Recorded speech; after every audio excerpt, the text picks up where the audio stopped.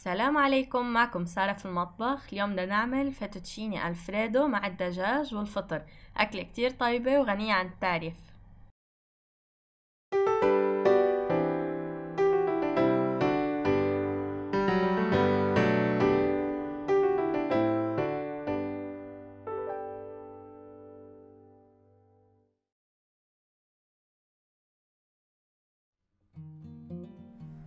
بنبدأ بنص كيلوغرام صدر دجاج مسحب مقطع شرائح. فينا نحط له شوية زيت زيتون وخل وفلفل أسود، نتركه شوي بالبراد قبل ما نستعمله، بتخلي ريحته وطعمته أطيب.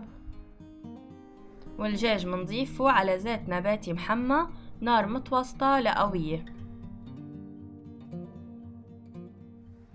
منقلي الدجاج حتى تقل ميته ويتغير لونه ويستوي عنا. مجرد ما استوى منوقف، ما في داعي نتركه أكتر كرمال ما ينشف معنا ويصير يعلك. بس يستوي الدجاج بنرفعه، منخلي الزيت اللي متبقى منه شوي بالمقلاية ومنكمل. منضيف على الزيت النباتي 3 ملاعق كبار زبدة، ولازم يكون في شوية زيت نباتي مع الزبدة كرمال البصل والثوم تما يلدعوا معنا، لأنه زبدة لحالها ما فيها تضلها هيدا الوقت.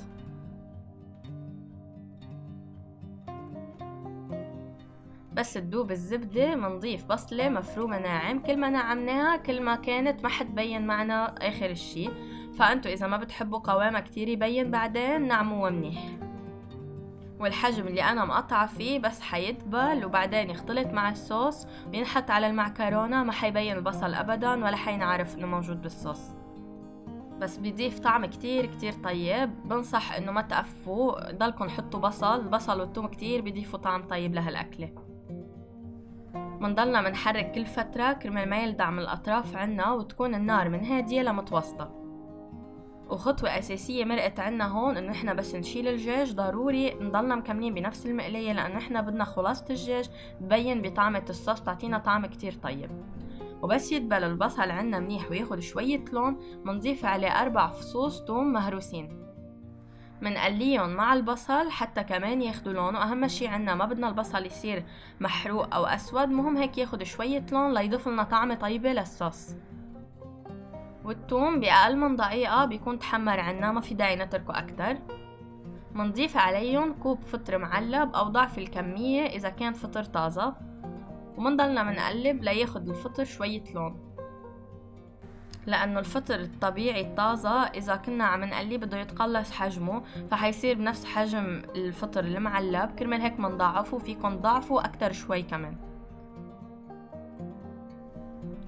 بس الفطر ياخد شوية لون منضيف عليه الدجاج اللي قليناه قبل وتحطيناه على جنب.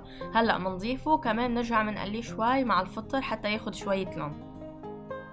والنار هلأ من متوسطة لقوية، لأنه إحنا بدنا نحمرهم شوي ونخليهم ياخدوا شوية لون معنا. الصوص فينا نحضرها قبل بوقت منيح ونتركها على جنب، وساعة الساعة بنسلق الباستا وبتكون جاهزة عنا كرمال إذا بدنا نوفر وقت علينا. وبس بدنا نستعملها بعد بوقت ممكن تكون شادة، فمنزدلها شوية مي لنرخيها. منضيف فلفل أسود حسب الرغبة، نص ملعقة أو ملعقة صغيرة، ومنقلب شوي ومنخلي المكونات تاخد لون معنا.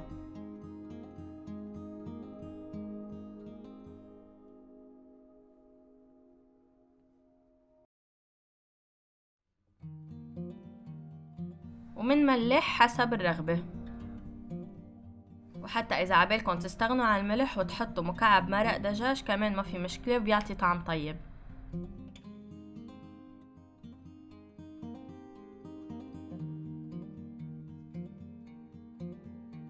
بس نوصل للون المطلوب بنضيف عليهم 3 كوب كريمة طبخ أو 750 مليلتر.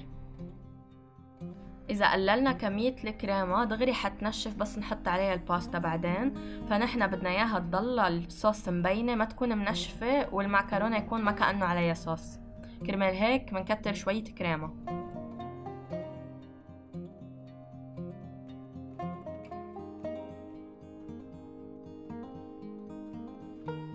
منخلي الصوص على نار متوسطة حتى تشتد معنا شوي، ومنحرك كل شوي حتى ما تلزق على الجناب أو من تحت.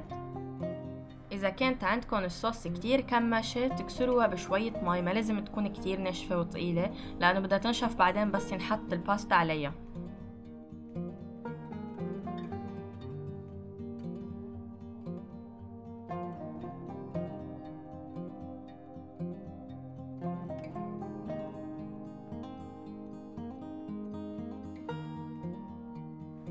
ومنضوق ومنضيف أي شي لازم. للباستا بدنا 250 جرام فيتوتشيني، وأهم نقطة إنه ما نستعمل الكيس كله اللي 500 جرام، ننتبه منيح نستعمل 250 جرام ما تطلع معنا منشفة كتير ومعجنة. إذا بدكم تعملوا الكيس كامل اللي وزنه 500 جرام بتدوبلوا كمية الصوص اللي عملناها من قبل. مننزل الباستا على مي مغلي مملح، وأنا بضيف له زيت زيتون لمدة 10 دقايق أو حسب اللي مكتوب عندكم على العلبة. من أهم النقط اللي بتميز طبق الفيتوتشيني الطيب عن الطبق العادي هي مدة سلق المعكرونة. ما بدنا أبدا نسلقها كتير، منا محتاجة أبدا أنه تنسلق زيادة عن اللزوم. مجرد منضوقة تكون منا عم تعض أو قاسية بتمنا يعني خلص هي جاهزة. مجرد ما هيك طريت وصارت منيحة دغري منشيلها ومنضيفها على الصوص. إذا تركناها وقت أكتر وخليناها تصير كتير مستوية، بعدين بس بدنا نحطها بالصحن ونقدمها مع الصوص، حتصير المعكرونة فارطة بالتم وما لها أي قوام طيب مثل هيك معكرونة عم نعلكها بالتم ونعضها بشكل طيب. لا، حتصير فارطة ومنها أخذ الطعم. فهون ننتبه كتير على مدة السلق إنه ما نكتر. مجرد وصلنا للقوام المطلوب منشيلها ومنصفيها ومنضيفها على الصوص. دايما الافضل نخلص الصوص على الاخير ونوصل للقوام اللي بدنا اياه، بعدين نبلش بسلق المعكرونه. ما نعمل الاثنين سوا، لانه اوقات الصوص ما بتكون على كيفنا وبدها شويه وقت لتتزبط، وما بدنا المعكرونه تكون خلصت واستوت. بدنا دغري نشيلها نصفيها ونضيفها على الصوص. والصوص بس بدنا نضيف عليها الباستا بنرجع بنسخنها، بتكون سخنه بس الباستا بدها تنزل عليها.